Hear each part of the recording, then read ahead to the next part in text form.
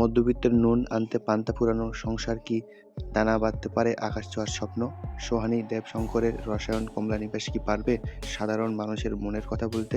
জি বাংলার আসন্ন ধারাবাহিক কমলা নিবাসের দ্বিতীয় প্রোমোটি দর্শকদের মাঝে একরাশ মুগ্ধতা এবং কৌতূহল ছড়িয়ে দিয়েছে। প্রোমোতে শুরুতে দেখা যায় এটি জমকালো উৎসবের আমেজ, মেয়ের বিয়ে আর নতুন গৃহপ্রবেশ আনন্দ যেখানে মিলেমিশে একাকার। সোহানী সেনগুপ্ত এবং দেবশঙ্কর হালদারের মতো শক্তিশালী অভিনয়শিল্পীদের উপস্থিতি মধ্যবিত্ত জীবনের ছোট ছোট মুহূর্তগুলো জীবন্ত হয়ে উঠেছে। তবে এই সবই আদতে দম্পতির দেখা এক মধুর স্বপ্ন টুইস্ট প্রমোতে ভিন্ন মাত্রা যোগ করেছে। স্বপ্নের জাঁকজমক আর বাস্তবের লোডশেডিং অন্ধকার এই দুইয়ের বিপরীতে গল্পটি অনেক বেশি মানবিক করে তুলেছে। ধারাবাহিকটি অন্যতম বড় আকর্ষণ হতে চলেছে কাস্টিং।